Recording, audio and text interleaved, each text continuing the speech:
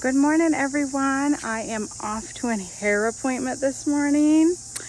Wish me luck. I'm so excited. But first off, let's chat the garden.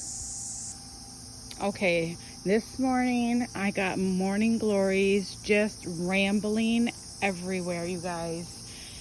They are just intertwined with all of my plants. I think they're just glorious. I mean, come on, they're morning glories. That's what their name is is glory, and they are just glorious. They just mix themselves up in everything. They reseed themselves every year, so you can pull what you want to pull. You don't have to have it there. I know this isn't everybody's style. A lot of people, think it's messy. I just roll with it. I love it so much. There's my moth hummingbird. My other real hummingbirds were in the back earlier, but see, they love the morning glory. The moth hummingbird and the real hummingbird. So wonderful, I get to capture that. But I just thought this morning would be a great morning to show it off. We are in late August, and that's when they really start taking off into late September is really they bloom until. And look at this beautiful hydrangea I got here.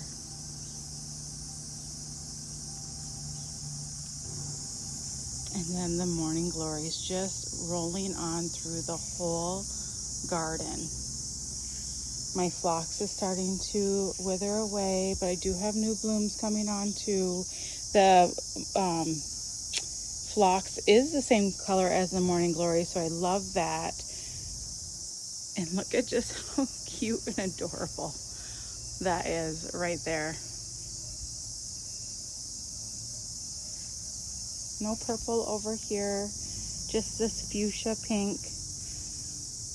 But over here I have my white allium. It just glows in the garden. And this stuff is like morning glories. It will reseed itself. It will come up everywhere. You do have to be vigilant on pulling it where you don't want it. And then my purple allium. This does not spread unless you dig it up and move it yourself, which I did this year. And it's gotten so much rain this year, so it's kind of flopped a little bit. But just love the intermingle. And look at the autumn sedum.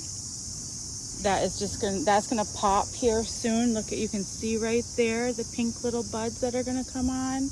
It's just gonna be so beautiful. And then right here I put some more of that beautiful purple allium right underneath my hydrangea. And then there's my evergreen. It is thriving back there. So exciting. My honeysuckle.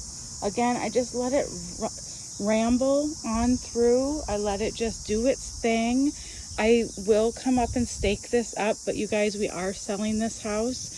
So I will be doing this all over again in the new house. I'm excited for it.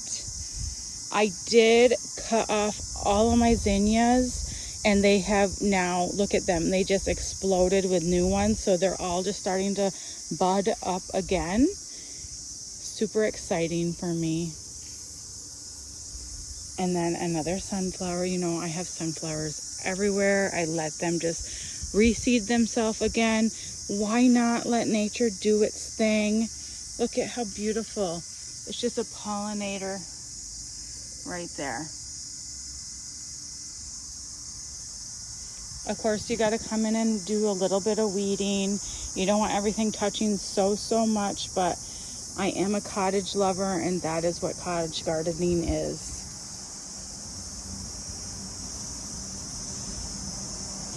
Okay, we'll go over to this messy spot in my garden.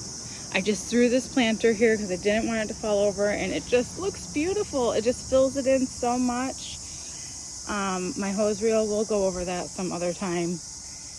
Here's those sunflowers, and look at this hydrangea. Oh my gosh, it was supposed to be a tree form We've went through this. We've talked about this. I had to chop it because it had borer damage, but the bottom half just survived like crazy, and it is just blooming its head off. My hibiscus is done bloom. Nope, look, it has another bloom coming. I need to feed it. I need to give it some holly tone.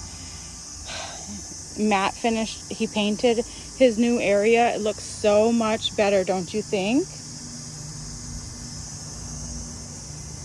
And then here comes the ugly stuff, but oh no, my thing fell over. But this grass is coming in so beautifully. I love how it's just naturally going into each other. Love that.